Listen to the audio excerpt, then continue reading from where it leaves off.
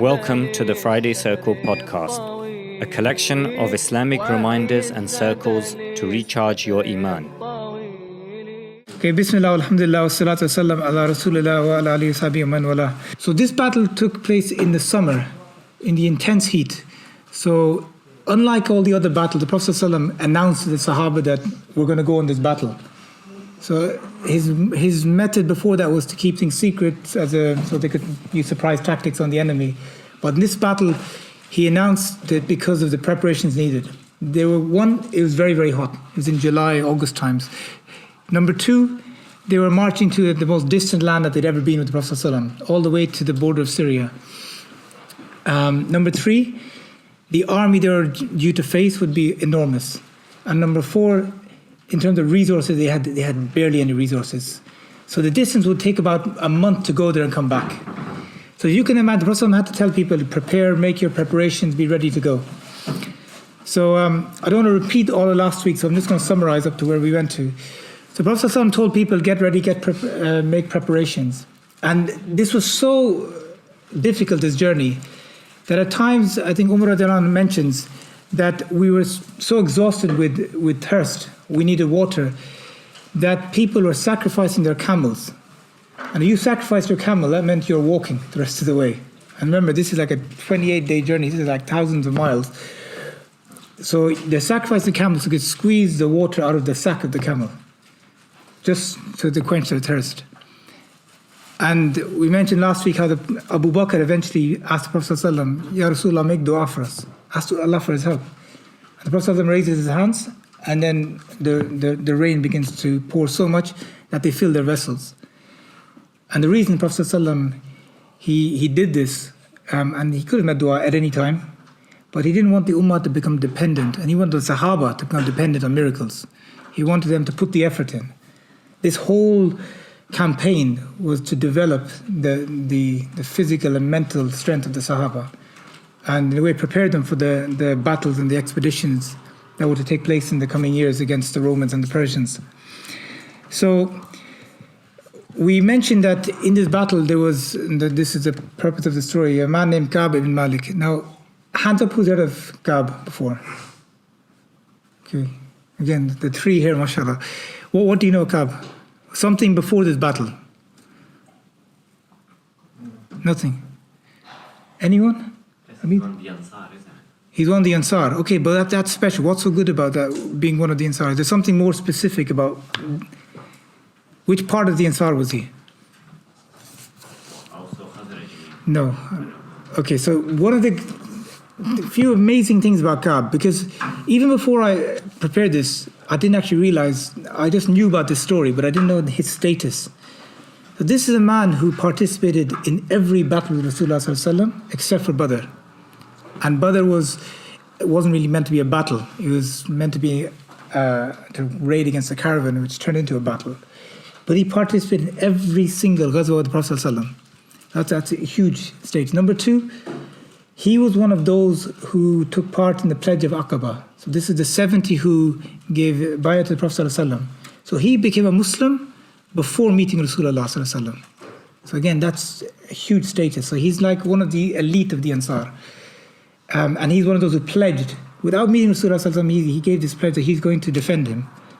And number three, in the Battle of Uhud, he swapped armor with Rasulullah ﷺ. He took his body armor so that the attacks would hit him. And he sustained 11 different injuries in that battle.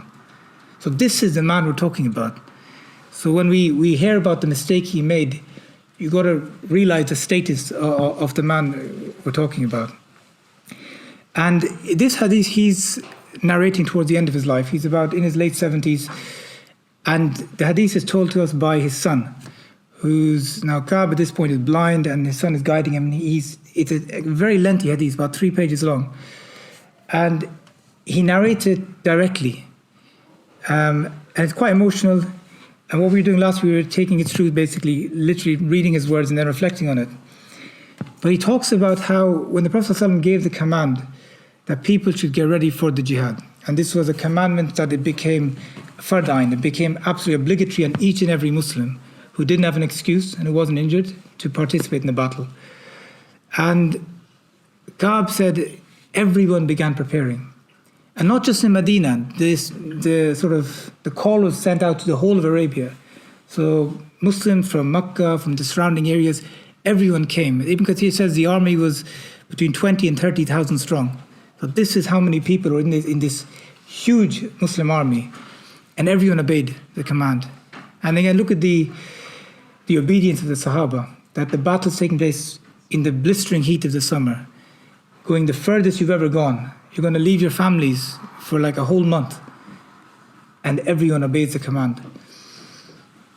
Now, Ka'b says that when the commandment came, he was never wealthier or in a better physical state than at that time.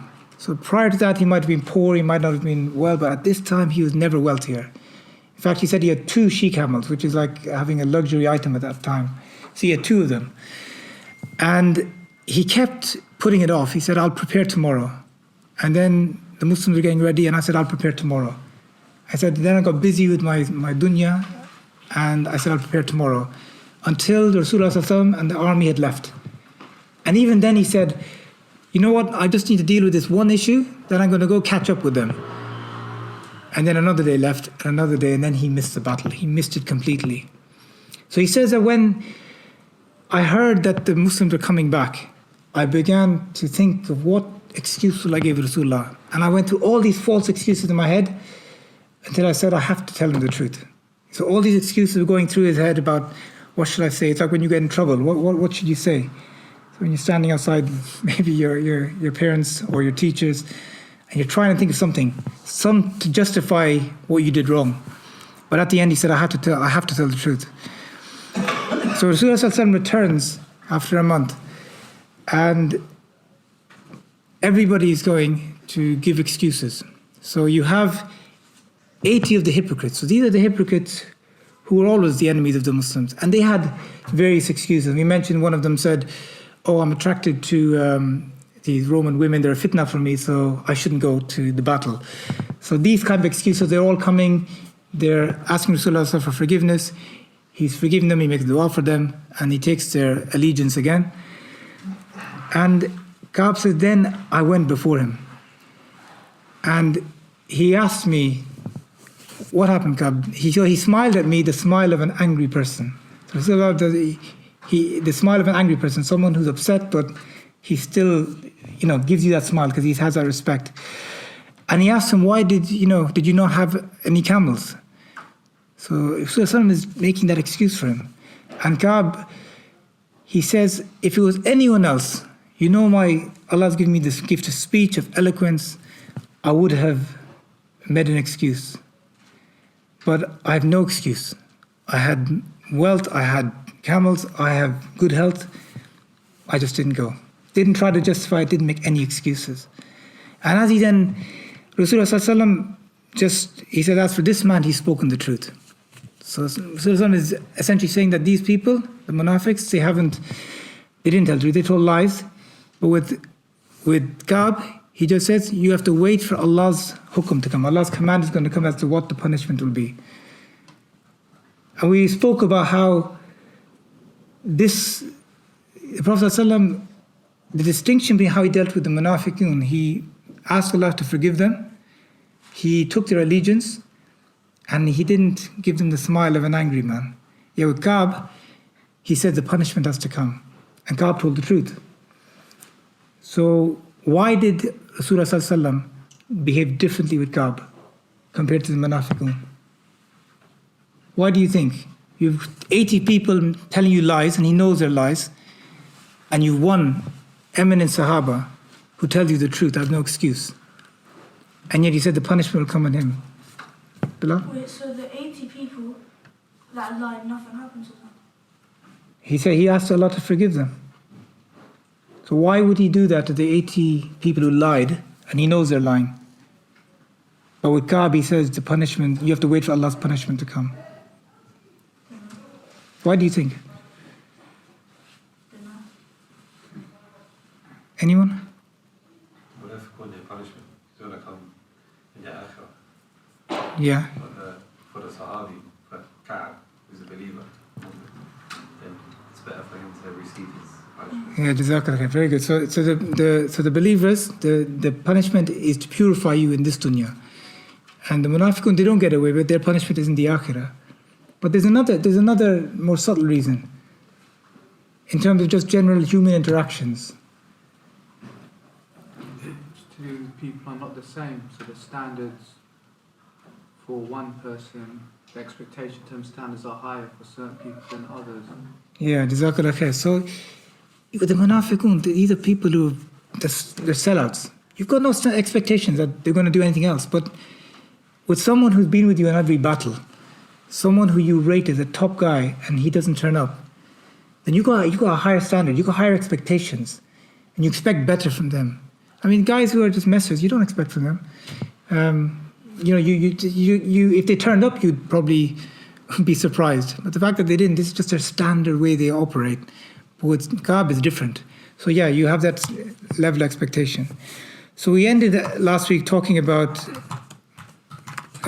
what the punishment was going to be. So I'm just going to, sorry about like a really long password for my kids. No, okay, so carrying on with the hadith, when Kaab says, so actually another important point, when he was walking away, his tribe, the Banu Salama, they come up to him and they start saying to him, what's wrong with you? Why didn't you go back? If you made an excuse like the rest of them, then they would have basically, Rasulullah would have forgiven you, like he forgave the rest. Why did you say this? So he begins thinking then, oh, maybe I should go back. Maybe I was stupid to do this. And then he stops and he goes, would anybody else go to Rasulullah and was told the same thing that I was? And this, two other men. And the men were Murara and I think Hilal. So two other Sahaba. And then he said, when I heard their names, I realized these are men of taqwa. These are men of iman. These were two men who witnessed Badr. And I said, you know what? I'm going to stick with them. Because the quality of these Sahaba, even though there's only two of them, I'm going to rather be in their company than be counted amongst the 80 hypocrites. I want to be with these people. And one of the key lessons there is that when, in times of confusion, in times of fitna, it's really, really important to see what people who sacrifice for the deen, what's their position. So we are in times of fitna, we have times of what's right, what's wrong. And it's always important to look at people who sacrificed for the deen in the past. What are they doing? And try to emulate that, inshallah.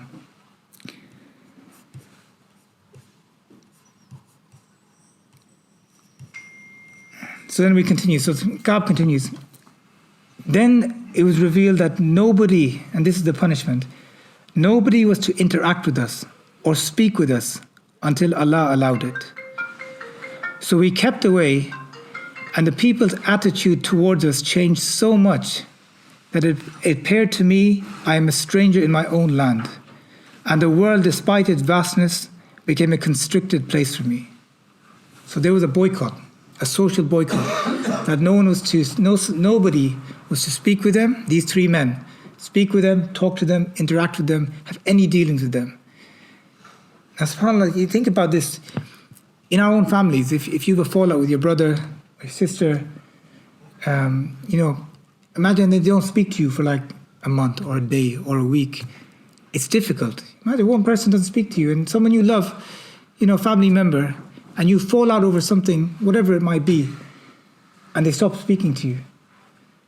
And you might meet each other at the masjid, or you meet each other in a family gathering, and they shun you. And you speak and they don't talk to you.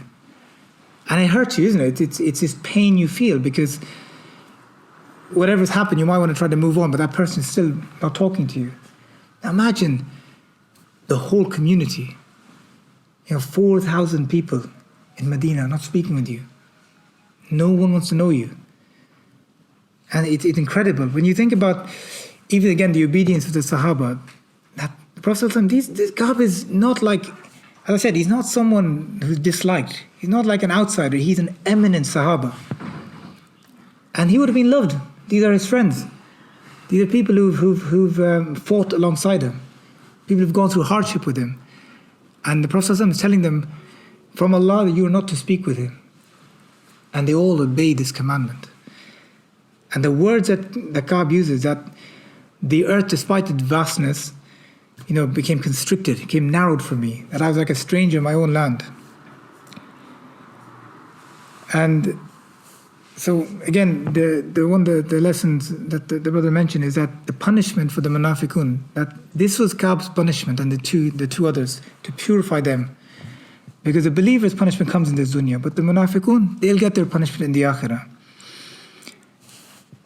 So he carries on, he goes, we remained in that condition for 50 nights. Imagine that, 50 nights, almost 2 consecutive months of boycott. Imagine walking around Tooting and no one speaking to you. Going into shops, seeing your family, seeing the brothers, everyone just cutting off from you completely for 50 nights. Imagine how difficult that would be. And the only people you're walking around who might speak to you are who?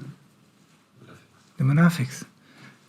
And you don't want them to speak to you. You want to and you're thinking that I'm almost like part of this. These are the people I've been associated with. Yeah, inshallah, as it comes up. So he goes, as regards my 2 fellows, he's talking about the other 2 brothers, they remained in their homes and kept on weeping. So these were the elderly Sahaba. He goes, they were weeping. They just stayed locked in their homes. They cried for this entire time. But I was the youngest of them and the firmest of them. So I used to go out and witness the prayers. So he'd go to the masjid for Jama'ah, and I'd see the Muslims and I'd roam about in the markets, but none would talk to me. And I would come to Allah's Messenger. So he'd go to the Prophet ﷺ and I'd greet him while he's sitting in his gathering after the prayer. So the Prophet ﷺ, after the salah, he'd pray, no one speaking to him. Then he has the halaqah, he has a circle afterwards. He'd go and he'd give his salam to the Prophet ﷺ. And I would wonder whether the Prophet ﷺ did move his lips in return to my greeting or not. So the Prophet ﷺ, meaning he doesn't return the salam. And he's wondering, did he even move his lips? Did he say it silently? And imagine what pain this must have caused these Sahaba who loved Rasulullah ﷺ to the extent. We saw when we talked about at the death of Prophet ﷺ, the reaction. And imagine the most beloved person to you, the most beloved thing to you, is not even returning the salam to you. He goes, then I would offer my prayer near to him, and I'd look at him stealthily. So he's sneaking glances at Prophet ﷺ. And then when I was busy with my prayer, he would turn his face towards me. But when I turned my face back to him, he would turn his face away. What does this tell you? Like the Prophet, he was just really young. He was really young. No, he's wrong. So he's disappointed, but he's saying that I'm praying, and then I'd look to see the Prophet ﷺ, and he's looking at me. When I look at him, he'd look away. What does that tell you? Why is the Prophet ﷺ looking at him and then looking away when Ka'b looks back?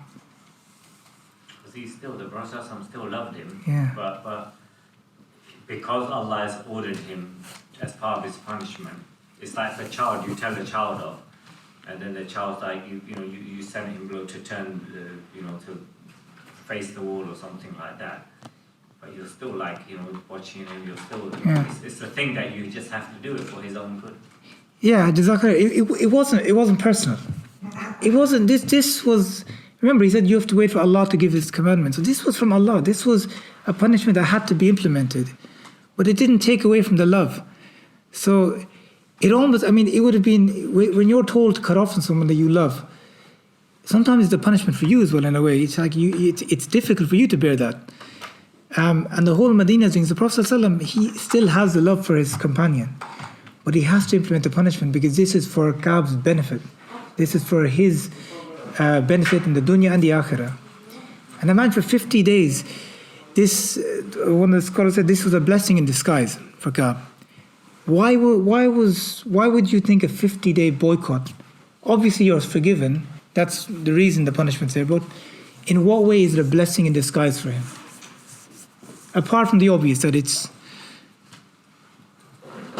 Their name will be mentioned in the Quran until eternity. Okay, but that comes afterwards. Okay. That's mentioned afterwards. But why is that 50 days a blessing for him? Why is there 50 days no one talking to you a blessing? It gives time to contemplate. Okay. Tawbah. Make tawbah. Exactly. So it's your essentially you're in seclusion. So it's your time to make it, to pray, to make tawbah, to make dua, to come close to Allah and to increase in your iman. And because you're feeling it's a time, one, you're on your own, but two, the more you're feeling it, the more dua you're going to make. The more you're going to ask Allah for forgiveness. This is the tawbah, the time for tawbah.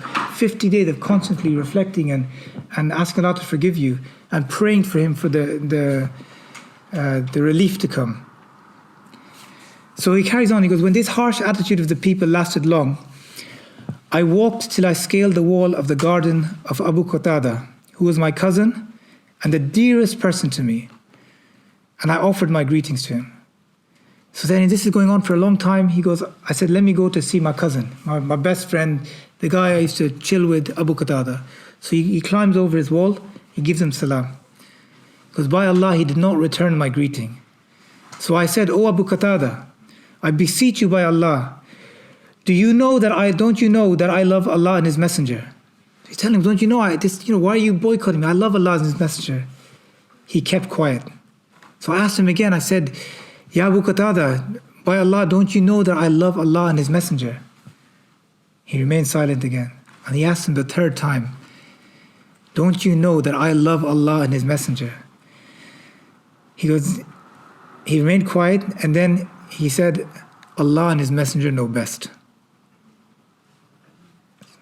So he's not even like responding to him directly, because he's commanded not to speak to him, but he makes a statement, Allah and His Messenger know best.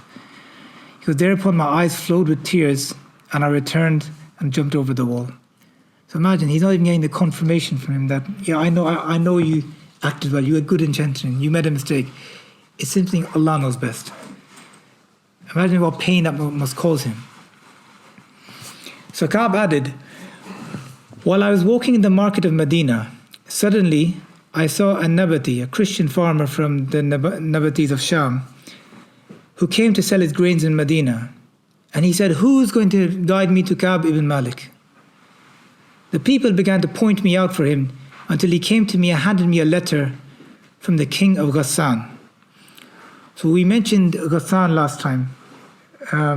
Who are the Ghassan? So the Ghassan was this tribe which were at the outskirts of the Arabian Peninsula. They were bordering basically Syria. So one of the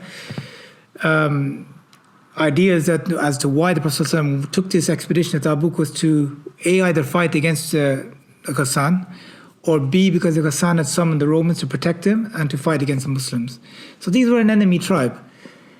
And these were an enemy who were hostile towards the Muslims. So this man, this Christian, has come with a letter from the king of the Ghassan. And Ka'b opens the letter. And it says, to proceed, I have been informed that your friend, i.e. the Prophet ﷺ, has treated you harshly. Anyhow, Allah does not let you live at a place where you feel inferior and your rights have been taken away. Join us, we will comfort you. So this Ka'b now, he's been boycotted by his people for weeks now. No one speaks to him, not even the Messenger of Allah, not even his cousin. And at the moment of weakness, a letter comes from the king of the enemies, telling him that we've heard what's happened to you. It's not good what's happening to you. You're a person of honor. Join us, and we'll give you that honor again. The fitna, the temptation, at your weakest point, when the enemy reaches out to you. What do you think Ka'b's reaction is? What does he do? What would you do? Give the letter back. Give the letter back? Yeah, Ignore it. Or make a statement telling the people, the guy and the people, that we'll never go, we'll stay loyal to the Prophet no matter what, no matter what. He considered that an even further punishment. He felt that, is this how bad things are?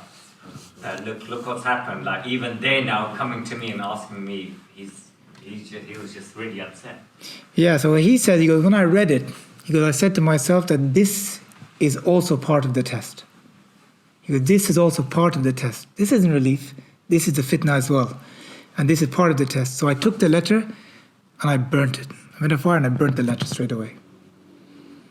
So one of the signs of the iman of a believer is not just that he can deal with the test, but it's that he can recognize what the test is. Sometimes you get through the test and afterwards you realize, okay, that was a test. Because it's very easy to look at hindsight. But at the time when you're suffering, you're complaining, whatever. But you might have some patience, but it's recognizing this is part of the test. In prison, many times the police would come to visit brothers and basically tell them that, you come and join us and work for us, and we can basically, you get less sentence, or we can stop your extradition or whatever. And you're so vulnerable. They came to me when my appeals about to take place, and they came and saying that, look, we can sort something out and everything like that. And several times they came to other brothers as well. And that's part of and you got people sided by that. Actually, he went to them. They didn't even come to him. He went to them after 20 minutes. But and then there were others who sort of agreed, and succumbed to them. That they talk to them and everything, and that's a test, and it's tempting because you're here you are, you're by yourself, you're you're facing such a big situation, and the guy's coming to you, he's offering you everything, but yeah. But then these things, they would think about, the brothers would think about stories like this and how he turned that letter back and. Yeah, I mean he didn't even turn it back, he burnt it. And one of the wisdom of burning it is that there's no room to reconsider it. It's not like he put it away and then he's thinking after a while, and then the boycott gets more difficult. He pulled it out and thinks, you know what, I've got an escape here. And this also tells you that the enemies of Islam, they monitor the believers. They're interested in the affairs of the Muslims and seeing what's going on. So when there's fitna in a community, in a jama'ah, they're aware. And they will at that point look for the weak link, or look to the person who's upset, or the person who's angry, and try to exploit that. And brothers, when they come, the intelligence agencies, and they give you the card, we just want a coffee. Or they try to say, we heard you got some difficulty. We can sort that job out for you. We can pay your mortgage for you. We can we sort your immigration papers out for you. And they leave that card. The lesson from Kaab is, you burn the card. You don't hold on to it. Don't keep it in your wallet. Don't think I might, even get my lawyer to call them. Maybe as a lawyer I shouldn't say that. But the wisdom is, and the lesson here is, you don't open yourself up to that fitna. Don't leave that door open. Correct. Kaab knew, didn't he, in the end, that true comfort is from Allah subhanahu wa ta'ala. Even if he takes it and goes, Allah could destroy it. Any company thinks he's going to get there anyway. Yeah. That's the verse that comes down, yeah. They knew that there's no running from Allah except to Him. Yeah. But it also shows you as well, now obviously this was a commandment from Allah, but it shows you as well when someone in our community, and it doesn't mean that if people make mistakes, that we shun them. And this for me is key. If people in the community make mistakes, when you shun them and you boycott them, it puts them in a vulnerable position. And if the community is not there to back them up, look, the temptations from other people may not be like government, security, intelligence, but it might be just, bad company. So it's really important that, if someone's shunned by his own people, of course he's going to be looking, we're human beings, we want company, it's normal to want people to be friends and to have people around you. So if your community is all leaving you aside because of a mistake you made, then it does open the door for other people to come in. And that moment of vulnerability, you're very weak. So, Baba said that it's very easy to say, well, I would do this, I would do that, but when you're vulnerable, that's when the test is. So that's why stories like this are really, really important to know that, well, these are there for a reason. Allah knows that we're going to face the same trials, and we need to know how to deal with them.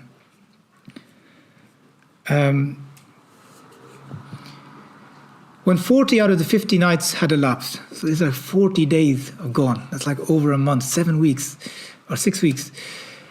He goes, Allah, behold, there came to me the Messenger of Allah sallallahu alaihi wasallam's messenger. The messenger from the Messenger of Allah came to him and said, Allah's messenger orders you to keep away from your wife. SubhanAllah, so 40 days are gone. We can assume at this point that the wife was not, was still allowed to engage with him. But at this point, Rasulullah tells him, Allah's messenger has sent you a message, stay away from your wife. Ka'b's reaction. Does he complain? Does he say, I can't do this, it's ridiculous. She's my wife, what am I meant to do? His response, should I divorce her? Or, what should I do? Should I just stay away, or should I send her to her parents' house? Should I divorce her? What does it mean to stay away from her? And the messenger said, no, only keep away from her and do not cohabit with her. So don't stay with her, you're not asked to divorce her. But look at the level of obedience. At this point, he just wants to make amends to Rasulullah. He wants to tell him that he's sorry and he's going to obey the commandments straight away. He wants to know how to fulfill that commandment. This is the level of his tawbah. The Prophet ﷺ sent the same message to my two fellows, the two other, the Badris. So I said to my wife, go to your parents, remain with them until Allah gives his verdict in this matter. So he sends his wife home. Ka'b added, the wife of Hilal ibn Umayyah came to Rasulullah ﷺ and said, Ya Rasulullah, Hilal is a helpless old man who has no servant to attend on him. Do you dislike that I should serve him? She's saying to him, look, he's an old man, he's got no servants, he needs someone to take care of him. He said, no, you can serve him, but he should not come near you. She said, by Allah, he has no desire for anything. By Allah, he has never ceased weeping till his case began till this day of this, that for the last 40 nights, he has no interest in me, he's just crying, he's making tawbah. He doesn't need me, I just need to serve him because he's an old man. She goes, Ka'b says, my family members came to me and they said, why don't you ask Allah's permission as well to allow your wife to serve you as he's allowed the wife of Hilal to serve him? And Ka'b says, by Allah, I will not ask permission regarding her. For I do not know what Allah's messenger would say if I asked him to permit her to serve me while I'm a young man. He goes, I'm the youngest. Well, I don't even need her. What am I going to say she needs to be here for? So this is his level of tawbah. He's not looking to make excuses. In fact, he's looking to fulfill the obligation. But this is also a sign that the trial is coming to an end. Why? Why is this a sign that the trial is about to come to an end? Because before trials come to an end, they become even more intense, and at that point, you know that the relief is there. Okay, basically, as the most difficult point of the trial, which is obviously your wife being asked to leave you as well, then you know relief is going to come. There's a couple of other reasons. Why else might it be seen that this is the end of the time? For Ka'b, why, when this happens, even if you look in retrospect, what could possibly be the blessing in this? Similar to what you mentioned earlier on, that normally at times of intense ibadah, you're on your own. You're not allowed to have your wife near you. Itikaf, when you're in ihram, when you're fasting. So these are times when you increase your ibadah is when your wife's not there. So this again is in that sort of concept that his ibadah is there to, he's essentially going to increase in his ibadah. And number two, this is the first time in 40 days that the Prophet ﷺ has spoken to him, albeit through a messenger, but he sent a message for him. So last time the message was, people should, it was like the punishment was revealed. But now after 40 days, finally he's received some sort of message from Rasulullah sallallahu alaihi wasallam. But it also shows you that the mercy of Allah, that for 40 days he allowed his wife to be with him. Because, again, we're humans. We need that some sort of, so that Ka'b could take that test, could deal with it. So Ka'b says, then I remained in that state for 10 more nights. After that, till the period of 50 nights was completed, starting from the time when Rasulullah sallallahu alaihi wasallam prohibited the people from talking to us. So he said, now the 50th night has passed.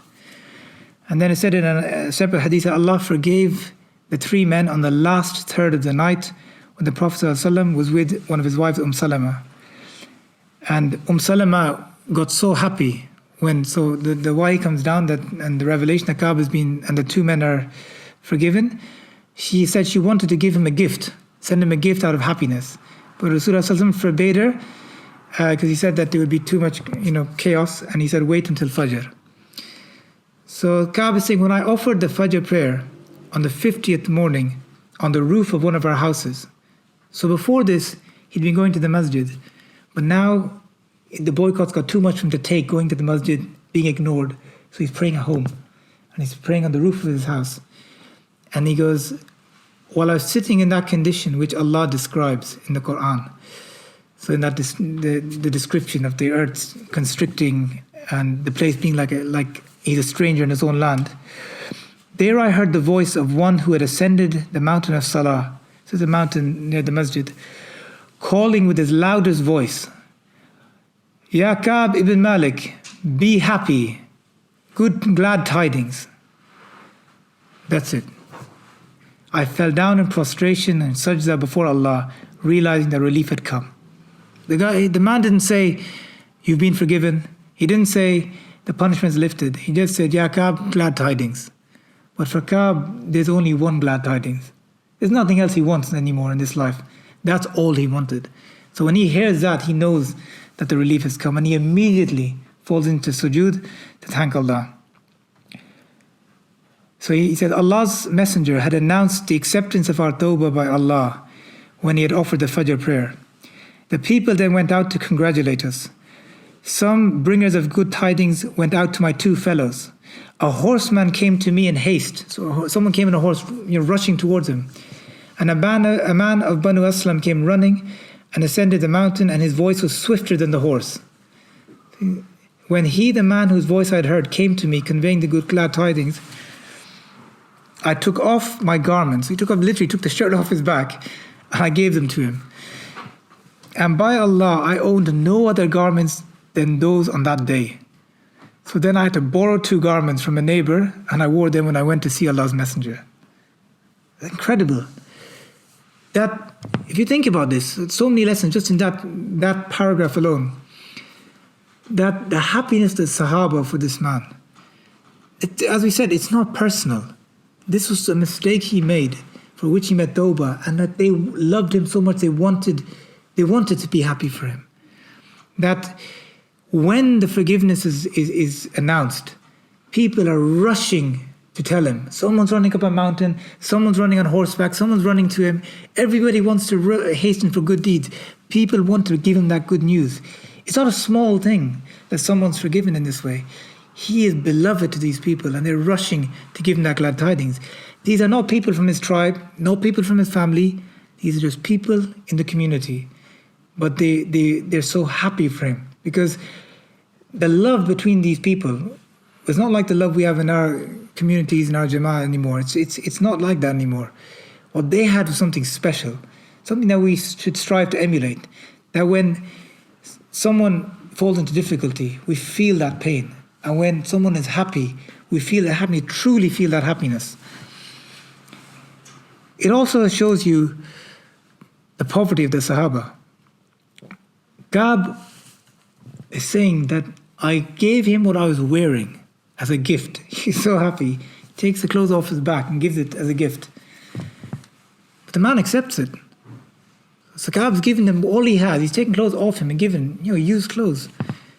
One of us gave somebody else a used shirt as a present. We'd probably be really offended. We'd probably say, why'd you give me this? If someone bought something from the charity shop and gave it to you as a present, you'd be really ticked off. You'd think that the guy's humiliating me, or something new. But Sahaba, he took it, and he probably needed it because these people were so poor. But to Ka'b, at the beginning of this narration, he's saying about how rich he was. I'd never been wealthier. I had 2 she-camels. But at the end, he's got nothing. Where's his money gone? Where's all his wealth gone? Sadaqah. Just giving to seek Allah's forgiveness. So until the point comes where all he's got left is the clothes on his back, and gives those away as well. So he gives them he goes to see Rasulullah sallallahu alaihi wasallam. So the people started receiving me in batches. So he comes to the masjid, and everyone's coming up to greet him, congratulating me on Allah's acceptance of my repentance, saying, we congratulate you on Allah's acceptance of your tawbah. Thank you for listening to this episode of the Friday Circle podcast. If you want to enjoy more, visit fridaycircle.co.uk. Wassalamu alaikum wa rahmatullahi wa barakatuh.